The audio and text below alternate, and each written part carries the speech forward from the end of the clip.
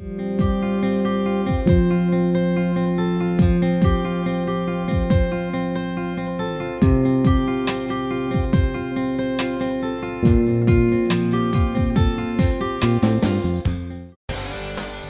R. Sugaraj Samuel. He is working as a professor in physics at New College, Chennai. He is also training students for IIT JEE, AIEEE and BIT SAT. He has more than 16 years experience in both teaching and research. He has published a book titled The Complete Handbook of Bachelor of Electronic Science Practicals, which is prescribed for the syllabus for BSc Electronic Science by University of Madras. He has presented papers in several national and international conferences and has also conducted many training programs and workshops to motivate energetic students. His research areas are ultrasonic, polymers, crystal growth and photovoltaic systems. He is experienced in both regular classroom teaching and online teaching as well. Welcome to UGC lecture series in BSc Honours in Physics. We have been listening to series of lectures on the subject electricity and magnetism. In this part of the series, we are discussing concepts related to electrostatics. In today's lecture, we are going to learn some of the concepts related to dipole. We will see the session outline before we start this lecture. We are going to learn about electric field due to a dipole, potential due to a dipole, torque or couple acting on a dipole kept in external electric field, energy stored in an electric dipole kept in external electric field. What is an electric dipole? Two dissimilar charges separated by a small distance is called as a dipole. They have to be equal in magnitude and opposite in sign, then the two charges are called as dissimilar charges. In molecular arrangement, we come across this kind of natural dipoles existing in several materials. They are called polar materials. If the charge separation is not happening, they are called non-polar materials. The behavior of these materials in external field is a very important concept. Before we learn all that, the behavior of dipole should be learnt at length. So, we will learn what is the electric field produced by a dipole first and then go ahead with the related concepts. We will see how the electric field exists around a dipole. This we have already come across in earlier topics. We will quickly recap that and go ahead with the derivation. The electric field existing around a dipole. This is a dipole. We have a positive charge here and a negative charge here. The electric field is existing in this manner. It starts from positive, ends in negative. Because of the presence of the two charges closer to each other, the electric fields are existing in this curved manner. Along the line, if you look at it, between the two charges, it is from positive to negative, and near a negative charge it is towards it, and near a positive charge it is away from it. So, this is the picture we have to keep in mind when we want to derive an expression for electric field due to a dipole. Shall we take up a typical electric dipole and derive expressions for the electric field produced by the dipole along the line connecting the two charges, that is called axial line, and also in between any point, that is called equatorial line. We will start with the electric field at a point on the axial line. Electric field due to a dipole. At an axial point, we can first try to find out the electric field. This is an electric dipole, a positive charge B and a negative charge A. These are separated by a distance 2a. So, this is the dipole. It produces electric field along the axis in this manner. P is the point that we consider. E1 is the electric field due to the positive charge. and E2 is the electric field due to the negative charge. The directions are taken accordingly. We can write the expressions and go ahead with the simplification. E1 is the electric field due to the positive charge. So, what is the distance from the positive charge to that point P? From the center of the dipole, we take the distance as r. So, from this r we have to subtract half of this distance between the dipole, that is a. So, that is taken in the denominator here in the expression. Similarly, we have done it for the negative charge. E2 is the electric field produced by the negative charge. Here the distance is r plus a. So, accordingly they have been taken into account. And because the directions are opposite to each other, vectorial method is followed. From E1 we subtract E2 because of the opposite direction. When we do this kind of calculations, it is better not to assign any sign for the charges, whether it is plus or minus. For potential we need to do that, one case we have done, right, but in the case of field normally we avoid writing the algebraic signs for the charges. Consider the direction of the field or direction of the force and accordingly we put the signs. That is what is done here also. So, we have subtracted the electric field E2 from the field E1 and the mathematical steps are shown here. We finally get this as the expression for electric field produced by a dipole at an axial point. And if r is very large compared to this a, what is r? R is the distance from the center of the dipole to that point. If this r is very large compared to this distance a, then we can drop it in the expression according to this relation.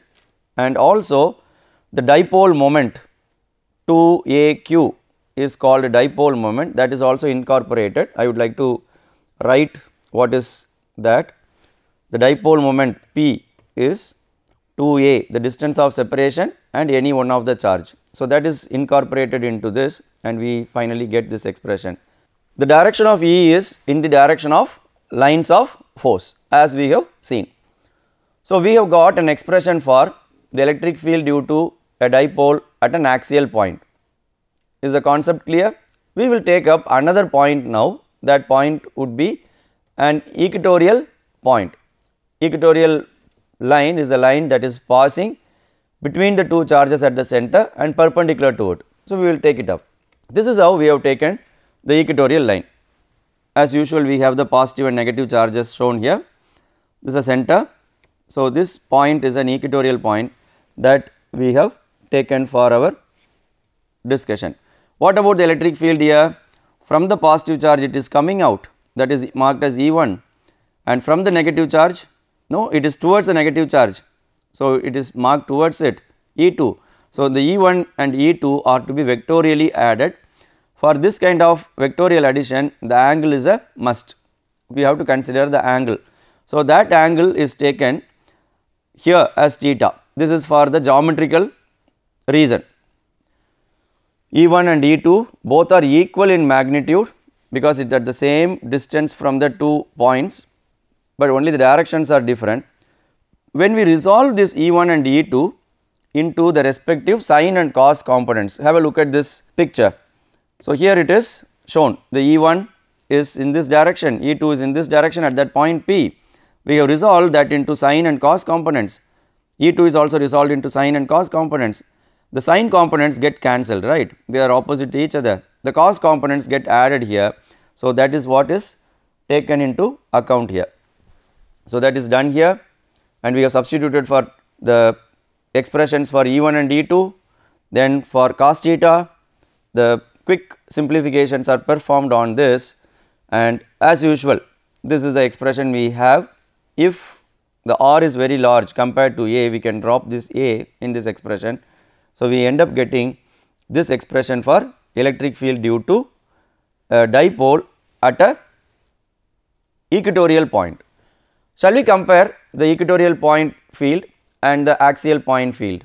Quickly let us compare. See, this is the expression for axial point, this 2 is here, note that, and for an equatorial point the 2 is missing, that means it is only half of this at the equatorial point. the strength of the field is less in the equatorial point. That is what we understand from the expression. Is it possible to find out the electric field at any point, not at the equatorial point and not just on the axial point, any random point?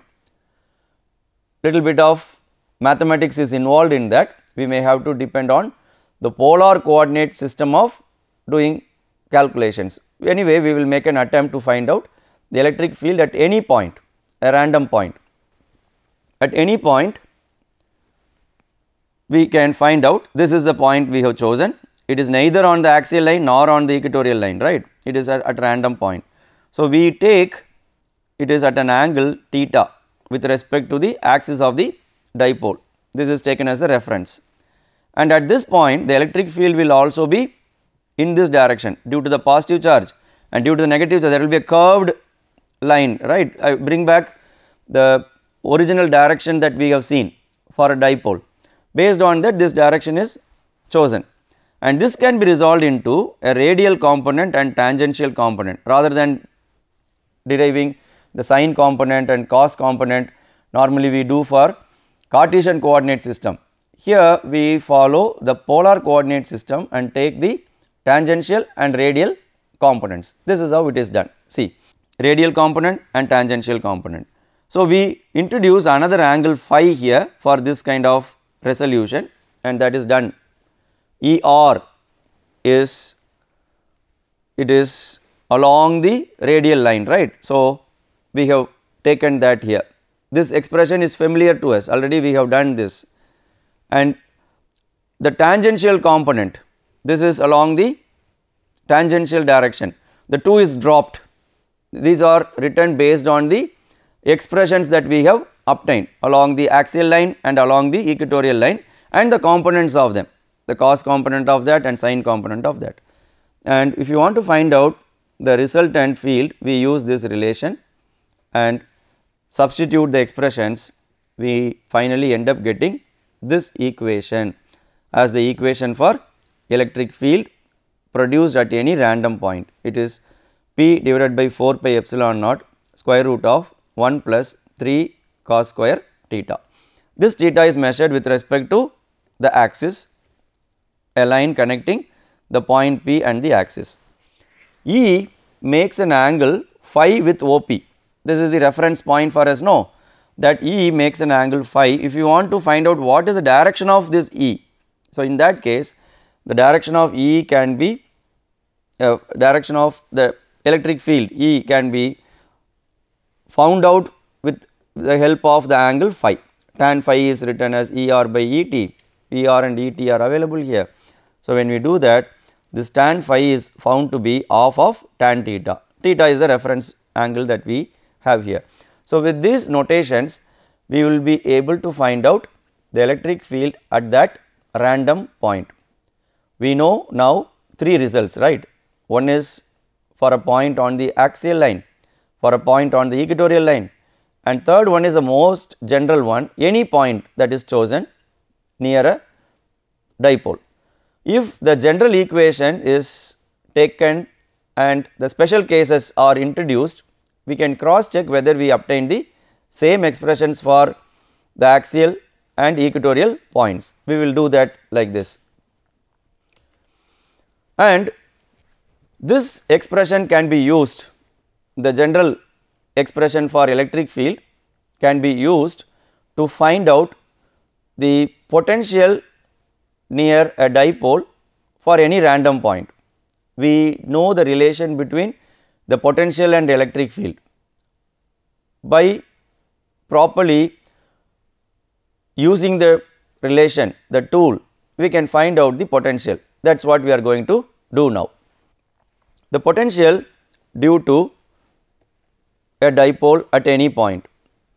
For the potential at any point, we choose this point as the reference point for us. We can simply find out the potential at this point, right. We can take only the scalar addition. This is the positive charge producing the potential here, negative charge that has a potential here. So, that has to be vectorially added, and the distance of that point from the center of the dipole is taken as r, and we write the expressions, the potential produced due to the positive charge as V1, due to the negative charge as V2, and here we have to algebraically consider the signs and we find the scalar summation. So, when we do that, we go ahead with the simplifications in this manner, and finally, we get an expression for the potential at that point P in this way.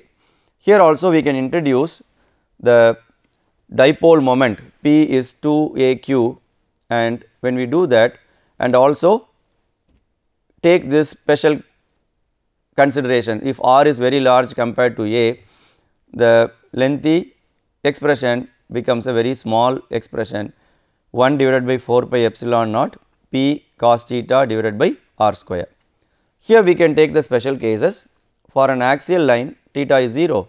So, put theta 0, cos 0 is 1, we have this as the potential. For an axial line which is near the negative charge, that means theta is 180 degree, we put theta 180, cos 180 is minus 1, and we get the potential as a negative term, negative expression. For an equatorial line, theta is 90, so cos 90 is 0, potential is 0. Have a look at this diagram. If you take the equatorial line, I would like to mark it. If you choose an equatorial line and a point here, the positive will produce a positive potential here and the negative will produce a negative potential here. Both will cancel because they are equal in magnitude. So, that is also proved in this expression.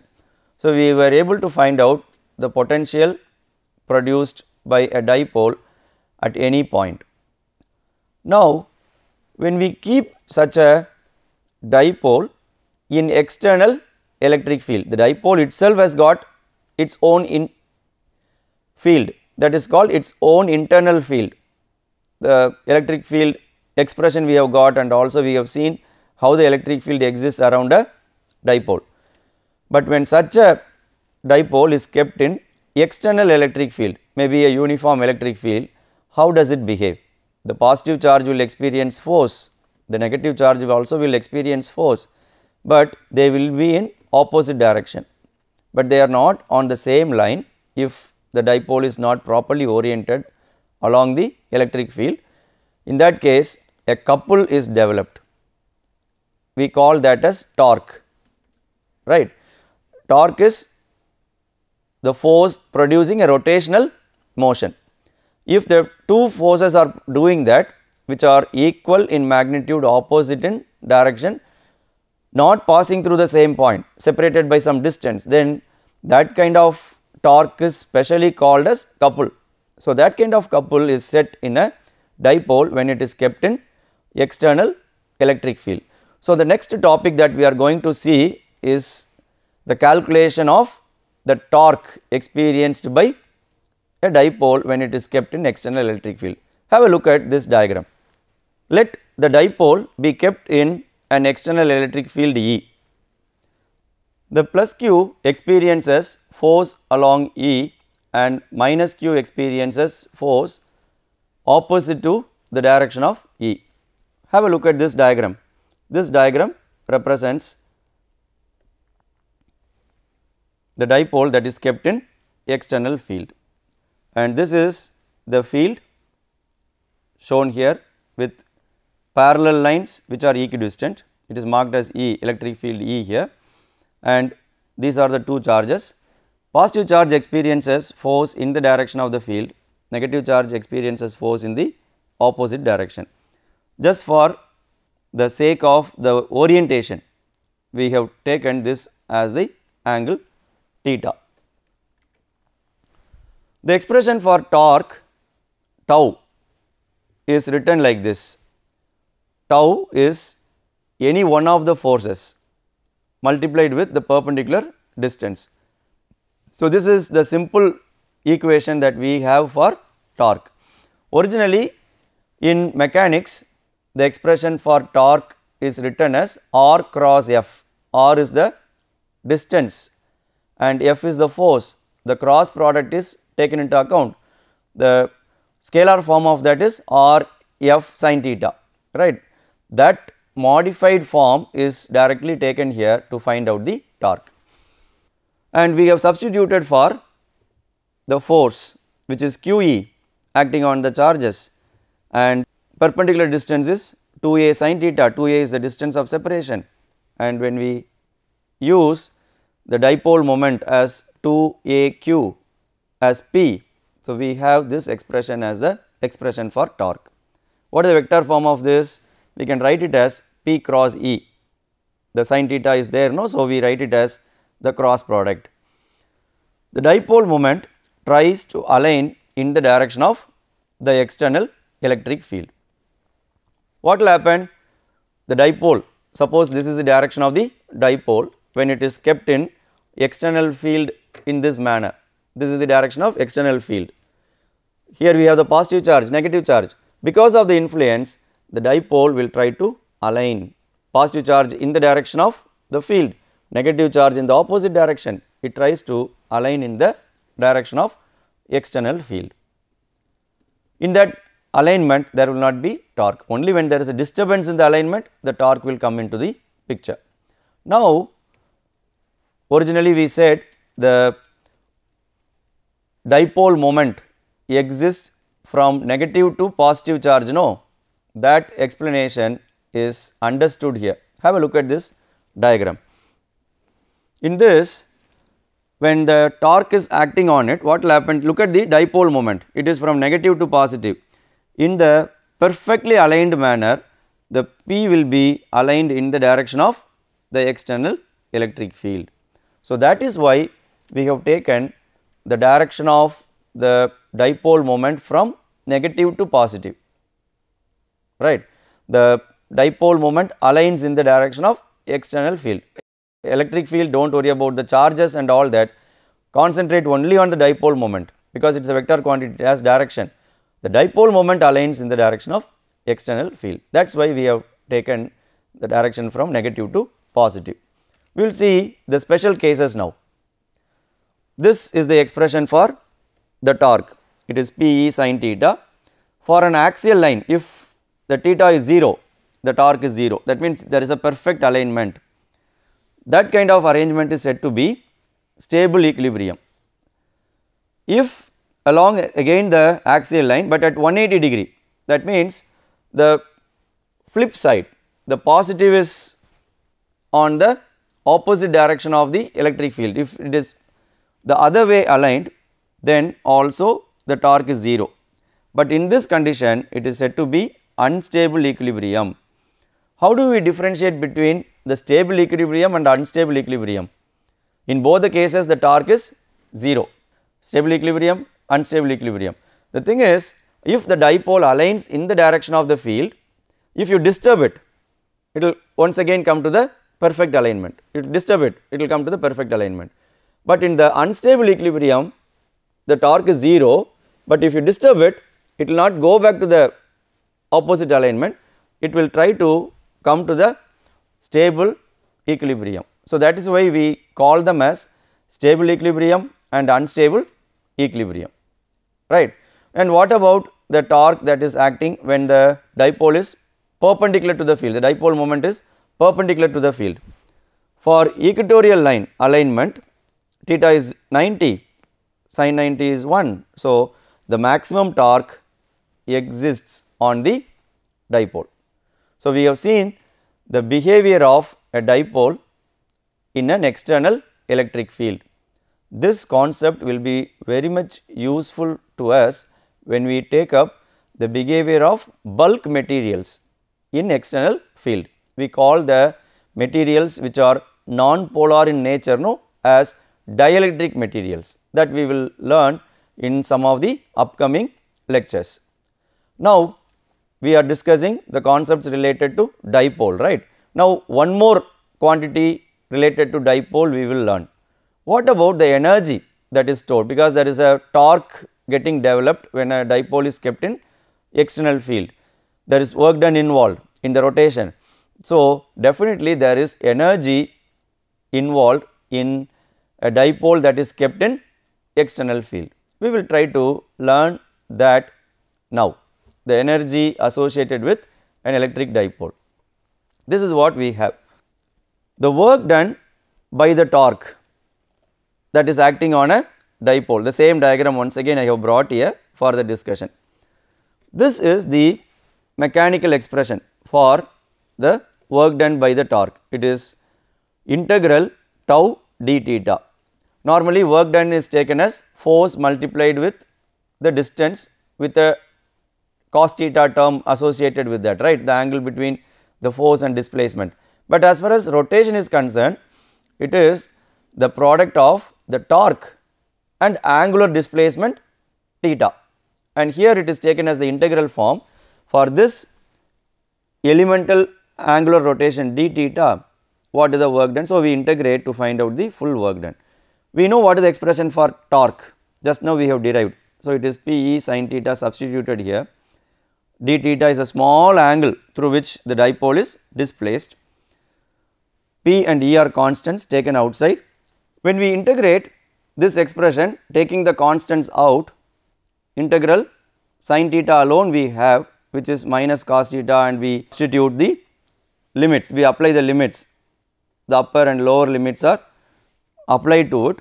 We have this as the expression for the work done.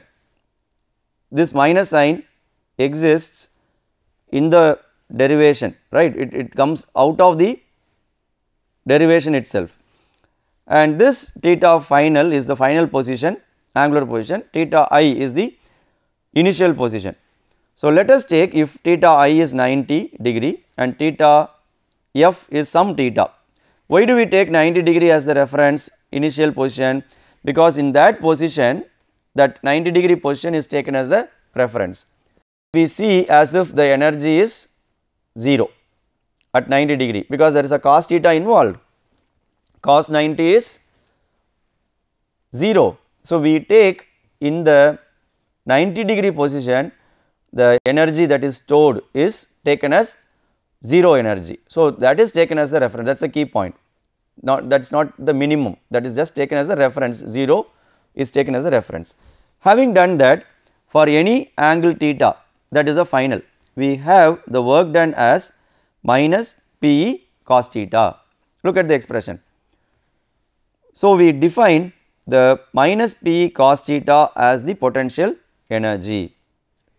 Having taken the theta initial as 90 degree, we end up getting this expression for the energy that is stored in a dipole. The U is taken as the energy, which is minus P E cos theta. We know E's term here, what is P, what is E and what is theta. There is naturally a minus sign existing, that explanation now we have to get, which shows there is a minimum energy of negative energy, then a 0 energy and again a positive energy. That is how the energy is existing. We do not take 0 as the minimum, less than 0 the negative is also existing in this arrangement. So, that is the meaning of this minus sign. Let us take up the special cases here. Energy stored in a dipole at an angle is given by this expression, which could also be written as a vector form, because cos theta is there, we can write it as a dot product between P and E. These are the special cases considered. When theta is 0, cos theta becomes 1. So, the U becomes minimum, which is negative. The dipole is said to be in stable equilibrium. When theta is 180 degree, cos is minus 1 and we have U as the plus 1, we say the dipole is in the unstable equilibrium. And when theta is 90 degree, the cos theta is 0 and we say the U is 0. So, what does that mean? In the perfect alignment, the energies seem to be negative. Suppose the dipole is aligned, this is a dipole aligned in the external field, we cannot disturb it, it is in the negative energy, 0 energy. Then this is positive energy, which is the highest one, which tries to come to the lower energy, which is a negative energy. So, this is the concept of energy that is existing in a dipole when it is kept in external field. So, we have seen the concepts of dipole at length, all the concepts related to dipole. Shall we quickly see the summary of today's lecture? In this lecture, we have seen the concepts of electric field due to a dipole, potential due to a dipole, torque or couple acting on a dipole kept in external electric field, energy stored in an electric dipole kept in external electric field. Before we wind up this lecture, we will test our understanding by answering these questions. Discuss in details the electric field produced by a dipole. Derive the expressions for potential produced by dipole. Derive the expression for torque on a dipole kept in external electric field. Discuss about the energy stored on a dipole kept in external electric field. So, with this I would like to wind up this lecture and see you in other lectures with the concepts related to electrostatics. Thank you for watching this program.